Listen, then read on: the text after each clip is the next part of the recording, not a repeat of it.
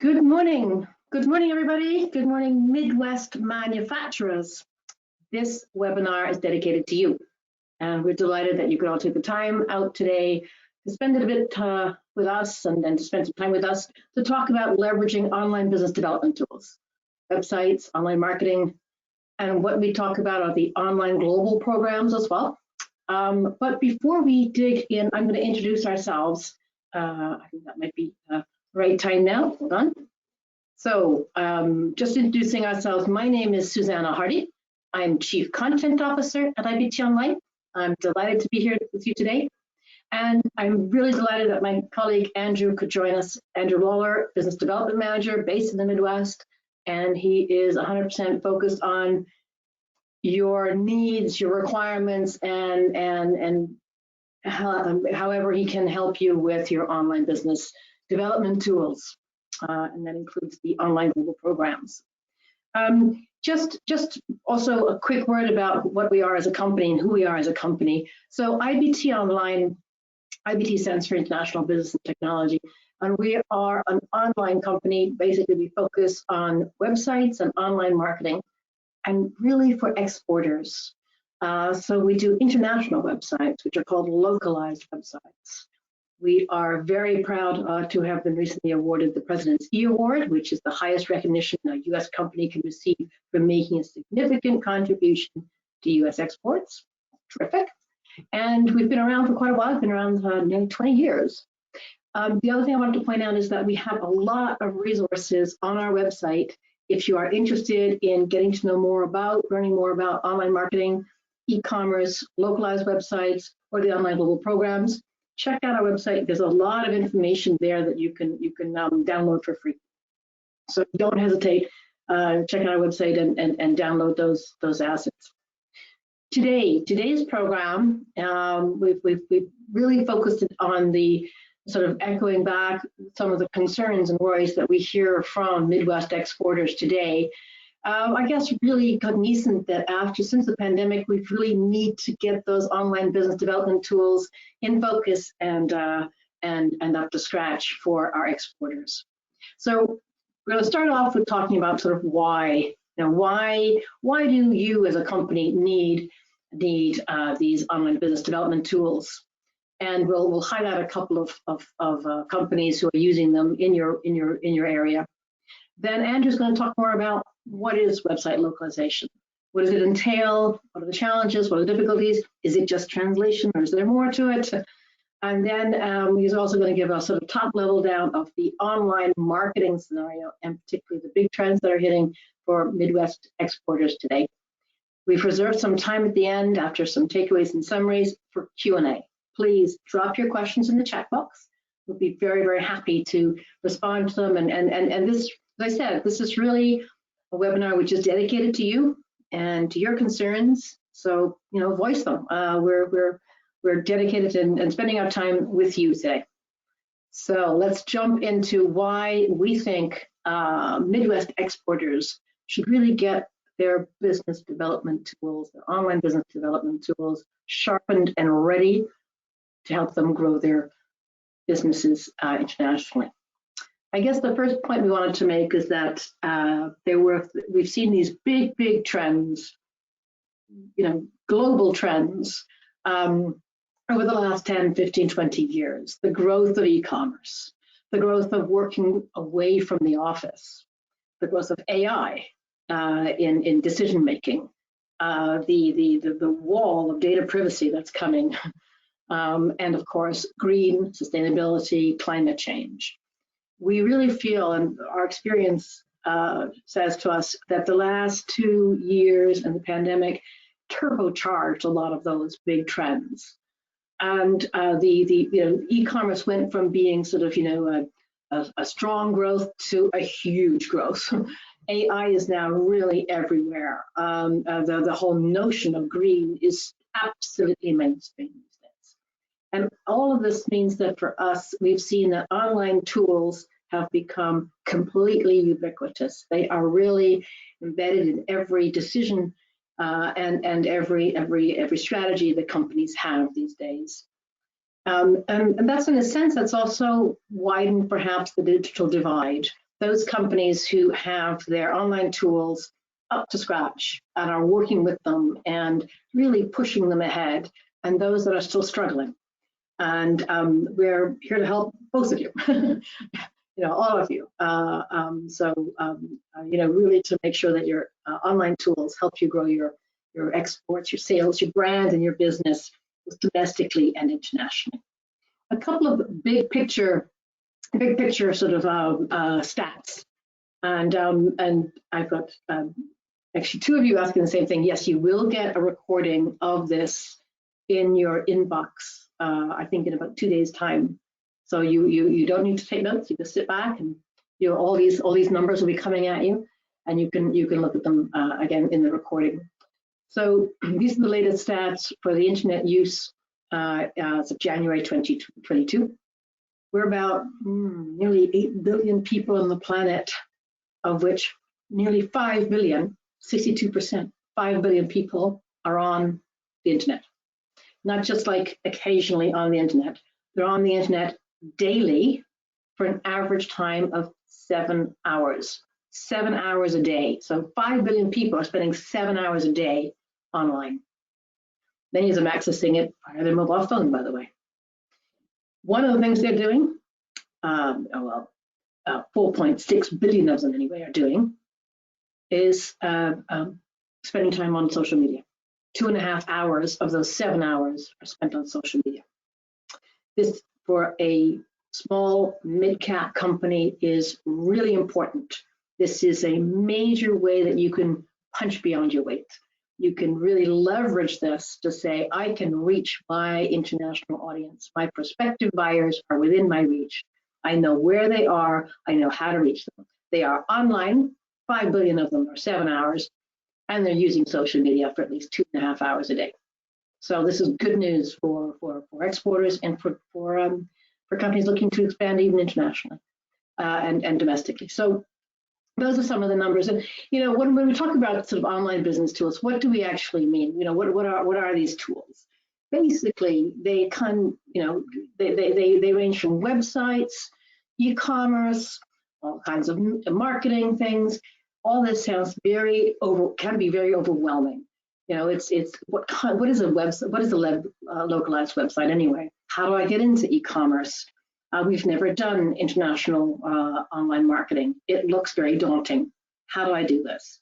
But really, if you break it down, it's as big or as small as your budget or as your priority and as your means. We're basically talking about two things. We're talking about a website, and we're talking about online marketing. And websites can go from very, very small little B2B brochure sites to vast e-commerce enabled or B2G, B2 government, for example, B2C sites. And online marketing can go from the very lightest touch of organic, only slow and steady, to a very engaged social media marketing, paid ads, and so on. But basically, they go hand in glove. The web these days, the internet these days, is too competitive to leave things only to a website all on its own, drifting lonely as a planet out there. You need to engage in it, even if it's going to be on organic. Even if you don't have the budget, use it organically. You need to look at your keywords, and we'll get onto that in a moment. So those are the two big things that I wanted to bring up today. Just the size of this, the need for it, and in fact, that it is within your grasp. If you want to look more about how individual companies, some of them very small, sort of mid-cap companies are using that. Again, I would encourage you to go down to our website, and there's a lot of testimonials there, and you can download and listen to some of them, and just the testimonials, and so on, and just really enjoy some of them. Listen to what they have to say and their experiences, and then see which ones match your experiences for your online tools. And just really go through them and see some of the things that they have to say. So that's some of the testimonials on our website that you can browse through at your leisure. I guess to answer my very first question, why do why do manufacturers need online business tools today? I guess from our point of view, exporters everywhere, Midwest manufacturers included, you need online business development tools because the world is online. Remember those numbers, 5 billion, 7 hours a day, of which 4.2 social media, 2.5 hours a day. And these tools allow you to be found internationally and domestically. They allow you to be understood. And with that understanding comes a level of trust that you need for the buyer's journey to actually do business. So, that's really the key. And we're really, really proud that we've developed these online global programs. There are many of them in states across the Midwest. These are programs that are really, well-trodden paths. They're very, very processed and defined with clear objectives and goals to get you the right online business development tools, the right websites, the right online marketing for your business. I've listed on the right-hand side of this slide some of the key attributes and some of the ways that we find and our clients find that the programs help them to grow. And what I want to emphasize is that all of those ticked lines, those ticked lines there, they're all about growing your top line. It's reaching new markets, growing your brand, generating leads. Online business development tools are about growing your top line. That's what they're all about, your top line business. It's to grow your exports, grow your sales, grow your brand, and eventually your business development. So with that, I'm going to hand over. Oh, no, hold on. Maybe I'll show you first a couple of little slides, just one or two examples of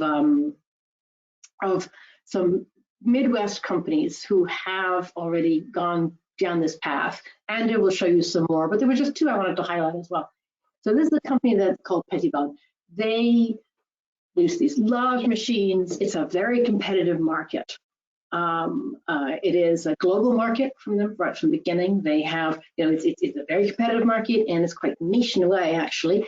They quickly realized that their growth, if they just rely on the USA, is not going to be, it's going to hit a wall at a certain moment. So they need to grow internationally. They then therefore extended their business out. They knew they needed to be in the Middle East.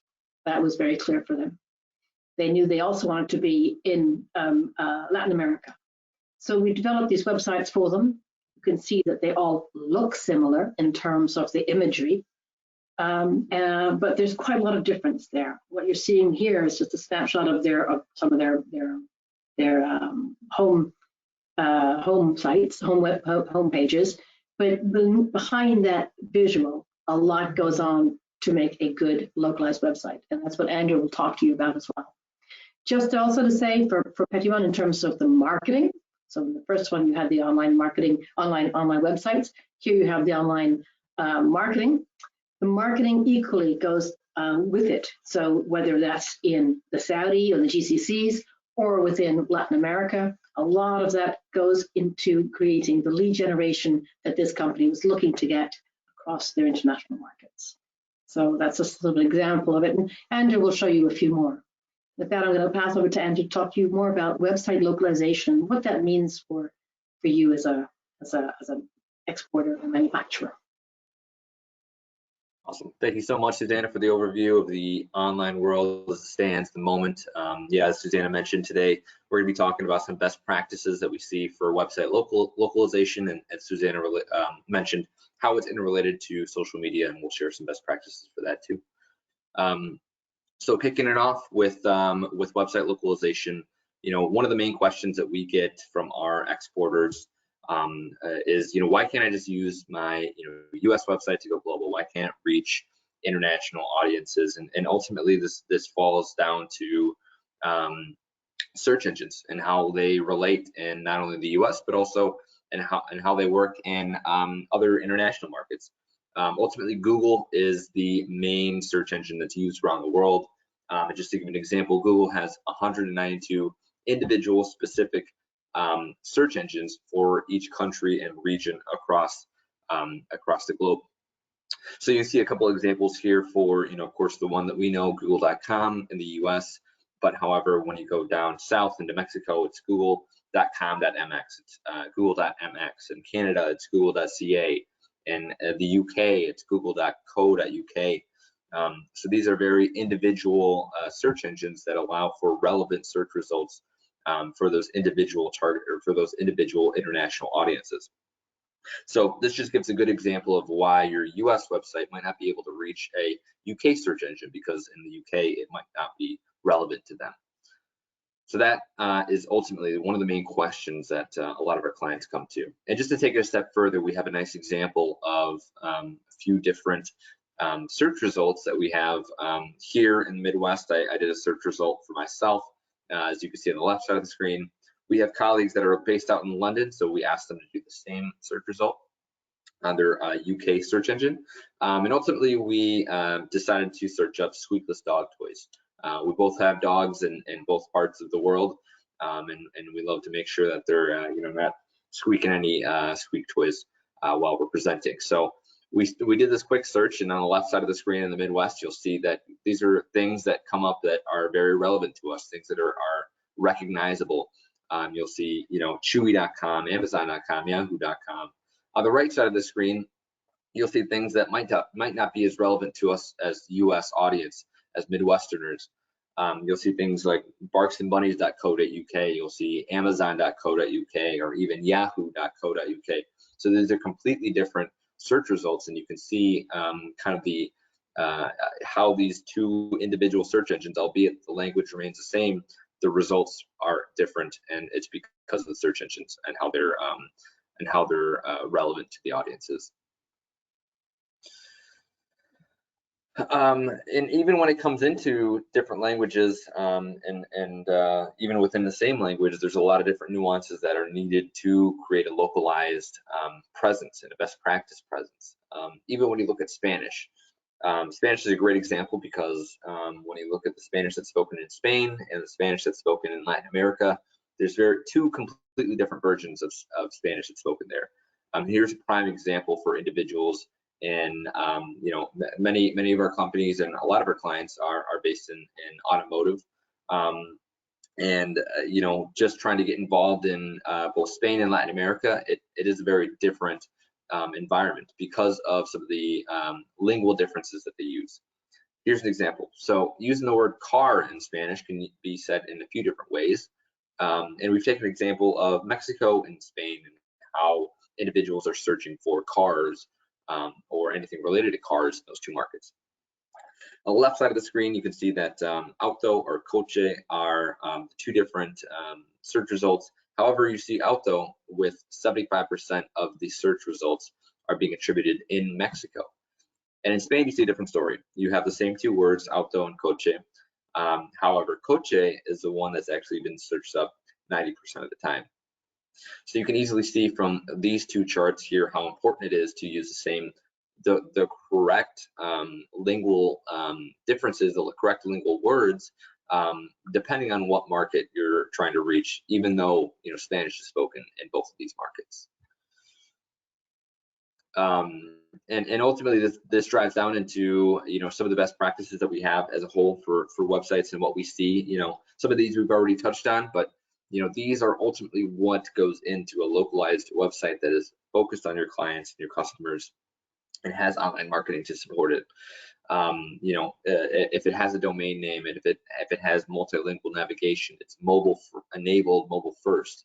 It's adapt to the design that's necessary within the market. The local language, as we just discussed in the last slide, cultural aspects. It's optimized for search engines with keywords that are relevant. It's hosted within the market. It's corrected, and it's regulated depending on the requirements within each of those, within each of the compliance regulations.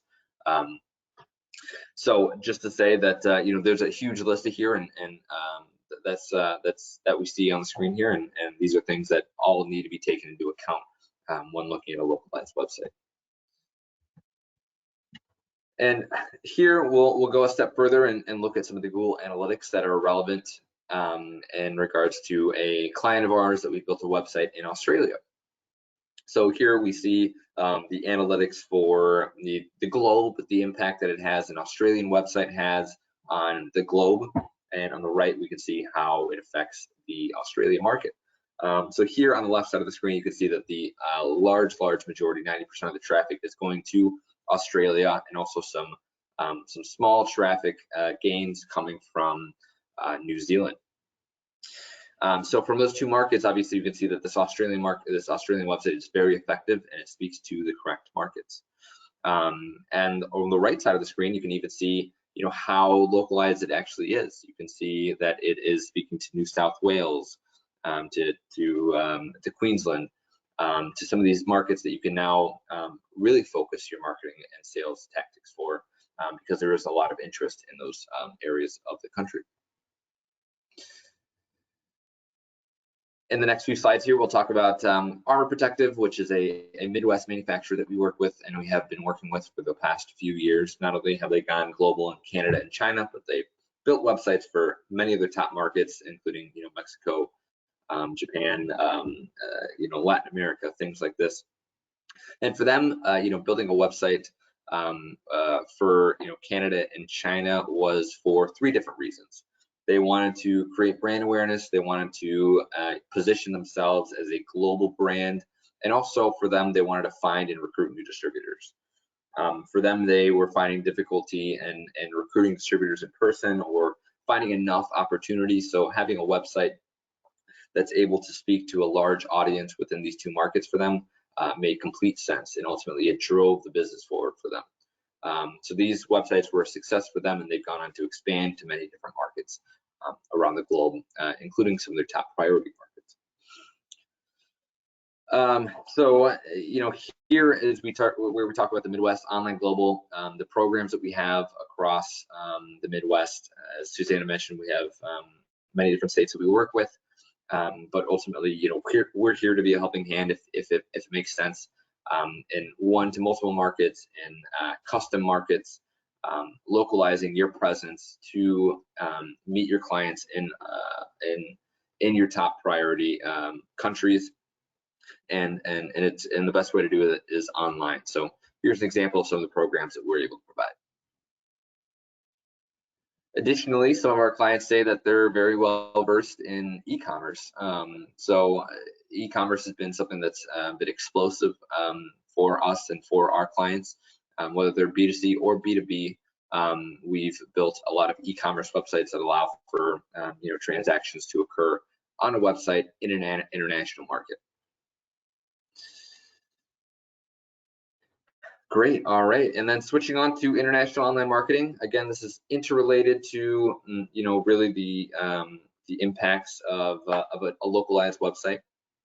Andrew, can I interrupt you if I may? Yeah, can I interrupt you? I want to just launch a poll, please, if that's okay. I'm going to launch a poll and ask people what they would like. If this interests you in terms of learning more about the online global programs, if you want to learn more about localization, what that means in detail. Andrew did have that slide up with the 10 criteria that we count as a localization, from the right CMS to the right domain names, the right keywords, and so on. So if you have an interest, let us know. We'll be happy to circle back with you. And there's lots you can download, as I said, from our website. Thank you very, very much for that very prompt and engaged response. Thank you. I appreciate that. Thank you very much. Right, with that, I'm going to close the poll, and I think we're just going to continue on then to talk about the online marketing side for Andrew. Awesome. Thank you so much, Susanna, and thanks for stopping me there. So we get the poll up, and yeah, and ultimately, as she mentioned, we're here to talk about online marketing trends, some of the best practices that we see at the moment, and how it could be collaborative with a localized website. And again, one of the top questions that we get is, why do you need a social media strategy as a Midwest manufacturer? What's the main driving points? Ultimately, it comes down to a few different things. Ultimately, a social media strategy in international markets, or even in your domestic markets, are there to expand your other marketing efforts. It's there to work cohesively with everything you're doing as a marketing promotion. Build your brand awareness, build your global brand as a company, and understand that you're reaching new audiences and dedicating resources to a new audience.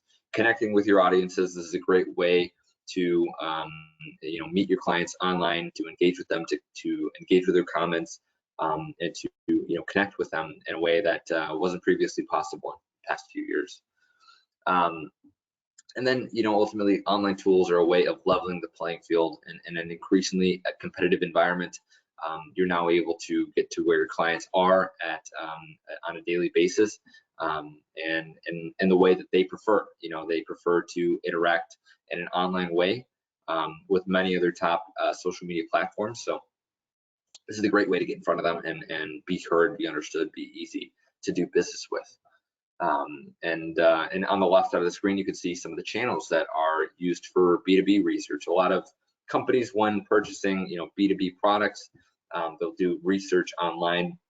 So here's a great chart of some of the top platforms that are used when it comes to YouTube and Facebook. These are great platforms for video, for content to be posted, for individuals to look at your feeds and understand, just exactly what your products are about. So, if there's anything to take away from the slide, it's that you need to be present on some of these top platforms, and because that's where people are doing their research and understanding, how best it fits their company.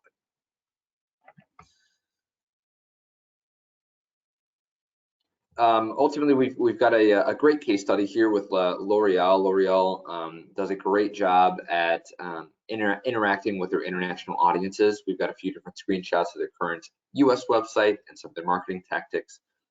Here we're taking a look at their Mexican website.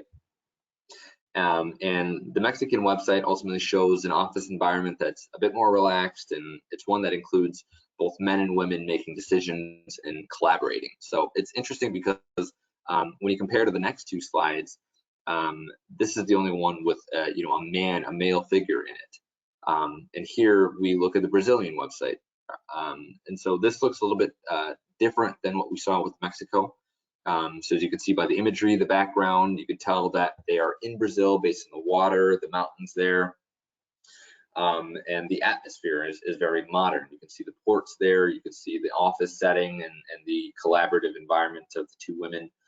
And you can see that the messaging is a little bit different than what they have in Mexico, and it's because of what is very what needs to be related to the Brazilian audience. And lastly, we can take a look at the US website.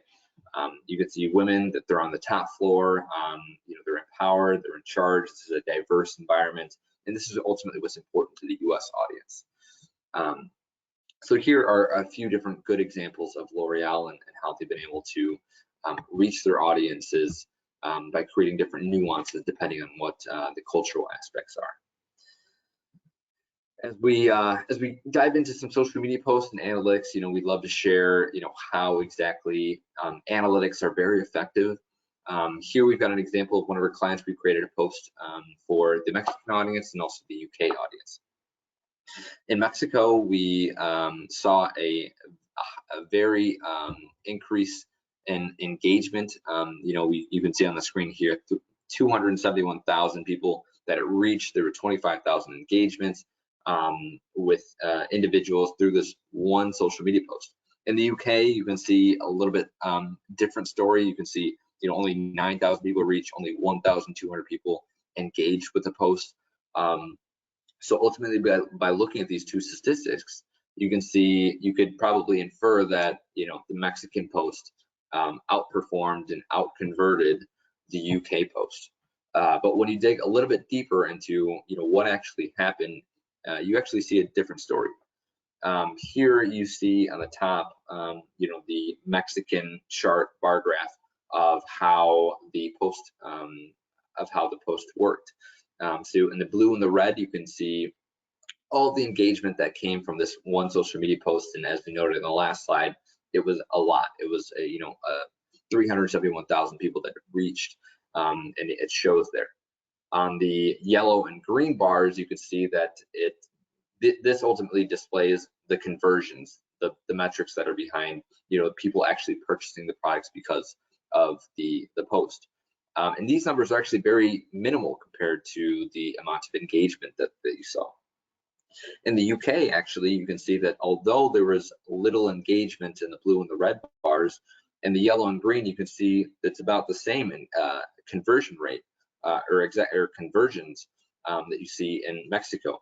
So from this, you can take all the information and say, okay, in the UK, you don't need as much engagement from the people to get the same amount of conversions as you would in Mexico. But in Mexico, you need as much engagement as you possibly can to get the same amount of conversions. So it's an interesting view on how these two markets with the same post interact with it differently, convert differently, engage with it differently.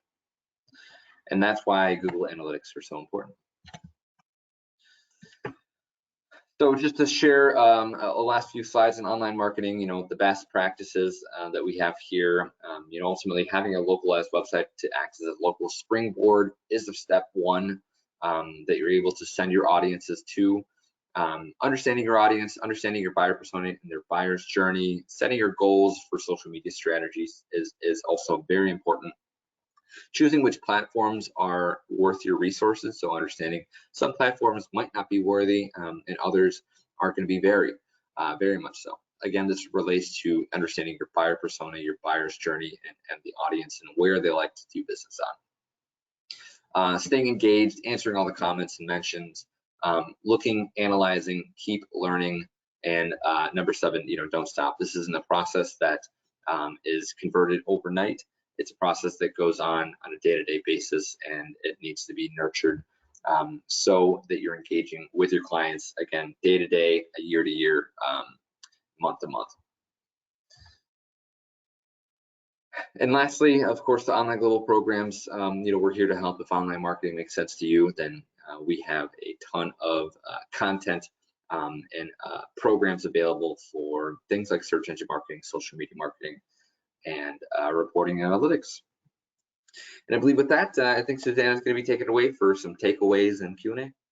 Absolutely. Thank you very much, Andrew. Before I do, I just want to ask the audience again, because some of you have raised your hands again, if you'd like more information about localized websites, the grants that are available in the various states, and that's also if you're interested in online marketing. So if you have an interest in online marketing or localized websites for these grants, please do let us know. And again, we can circle back to you or send you some things through email or point you in the right direction if you do have one. And again, I really appreciate that response. Thank you very much. We're delighted to see all that. Okay, I'm gonna close that poll now, but thank you. Right, just sort of wanted to conclude then with some sort of summary takeaways, and then, as I said, do put more questions if you have them in the chat box. We've got a few coming in, which is nice to see. So I guess the first thing we wanted to add was sort of this question of why. Why is it important that companies today get their online business development tools, their websites, and online marketing really spot on? Why is it so important for you to have these tools, not just internationally, but domestically as well? For us, the world is online. And remember those numbers in the beginning, 5 billion people online for 7 hours, 4.2 billion of them online on social media for 2.5 hours. So, this is good news. You know where your prospective buyers are. You know how to reach them if you are a mid-cap company in the Midwest. That's so you can leverage these tools and use them to really punch beyond, to really explore new markets, generate new leads, and even cement in your domestic market share. We also think that this is something that's not going away. It's been accelerated by the pandemic, and if anything, it is being more sophisticated, ever more reliant on these business tools. So to get started on that, localized websites and online marketing, as Andrew has so well explained. Then the other sort of takeaway really is that there are a lot of resources there to help you. There's a lot of goodwill and even money, grant money, that can help Midwest manufacturers get on board and make sure that you have these tools ready for you. So on the left-hand side of that, you've got 6 of the Midwest states where we have online global programs. There are others as well. Those are the 6 we wanted to highlight today because that's representing most of our audience today. But as you can see, Minnesota, Illinois, Michigan, Indiana, Wisconsin, Ohio. These are all Midwest states where there are existing online global programs that you can step into and get grants for. And as we said last time, the right-hand side of this slide, online tools means top-line growth. That's what it's about. So with that, I'm going to start answering a couple of questions that have come in. And Andrew, I'm just going to sort of bring them your way, at least for the beginning, if that's okay. Andrew, there's a couple of questions that I think are quite general, which are quite interesting, which is, first of all, are you seeing any particular markets coming on for the international markets these days? Yeah, it's a good question. I mean, I speak to a lot of Midwest clients and manufacturers on a daily basis, and the markets seem to change kind of by season. But at the moment we're seeing a lot of Latin America markets, but this is kind of per usual. But I think the one market that's been pretty important to a lot of manufacturers most recently has been Southeast Asia. Things like China, even Vietnam, Singapore. Malaysia, these are kind of smaller markets, but they're starting to have a lot more of an impact for our manufacturers at the moment. Indeed, yeah. Thank you for that, Andrew. Another question is just on the sort of logistics of things. How do you get more access, or how do you get more information about these online global programs? Andrew, on that? Yeah, of course.